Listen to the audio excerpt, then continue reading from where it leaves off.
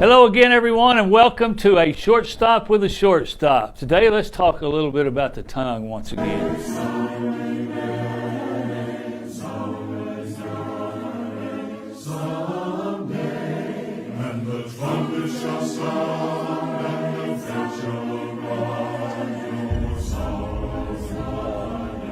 I know when I played Major League Baseball, sometimes you go out and talk with the umpires after you thought they made a bad call, and conversation wouldn't be very good. I never cussed one. Never in my life did I ever cuss one, but I have heard a lot of other people unfortunately do it. I can remember Harry Wendelstedt. He was one of the best umpires I'd ever saw. And Eric Gregg, Joe West.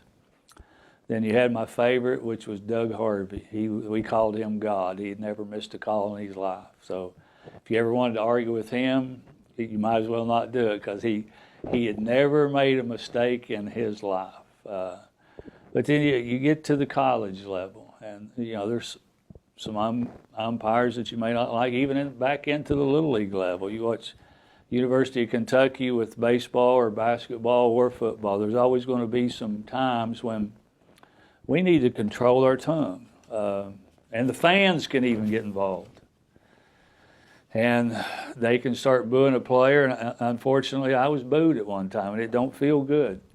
But sometimes people just do that out of reactions and different things of that nature. But we need to always be careful how we use our tongue and what we say. One of the best ways that we could do that is to think before we speak. Because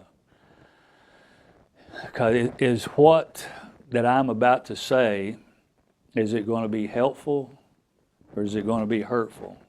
Because our words are one of our superpowers. If we were Superman or Batman or one of those guys that used to be on the Super Force, that words are one of our superpowers.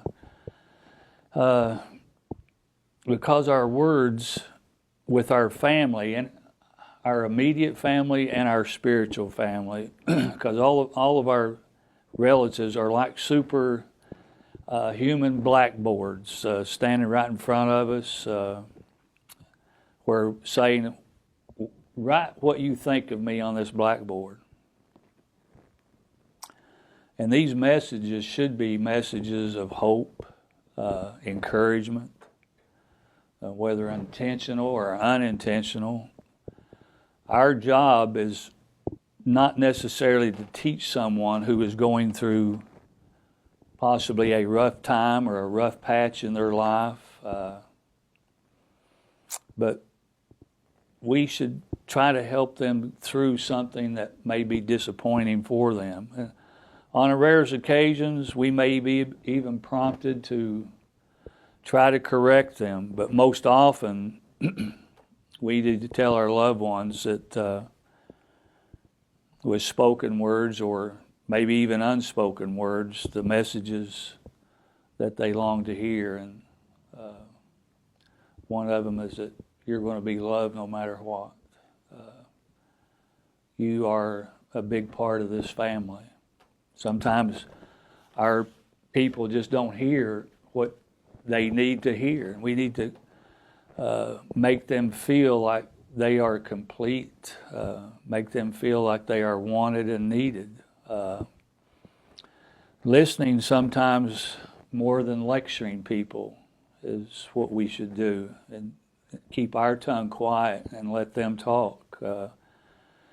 Because sometimes one who hears and wonders, I sometimes think, how would I feel if I said some of the things that this other person was relating to me?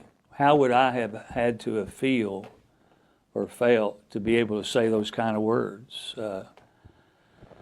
So missteps, maybe sometimes miscalculations, they're not just probable, but they are possible, and they can sometimes happen with our tongues. It would be very, very interesting that at the end of our lives that we could see what our relationships are going to be. Even though they could be very challenging at moments, when we're going some of the most difficult times of our lives trying to talk to other people, it can bring us and make us be more like Jesus Christ each and every time that we go through them, if we try to protect our words and show people that we care about them and we have consideration for them, and use our tongue and our words the way that God would want us to, the way that Jesus Christ would want us to the best of our ability. And let our immediate family, but let our church family know also that, hey, you're cared about. You're wanted. You're loved. You're part of the family. Let's all get together and let's get going and do what Jesus wants to do. I'm going to leave you with one verse today, and it's just one verse only. It's 1 Peter chapter 3 and verse 15. And it basically says this, give an answer of hope. If you can do that for somebody today, you've done a good job. Give an answer of hope with our words. Thank you again for being with A Shortstop with A Shortstop.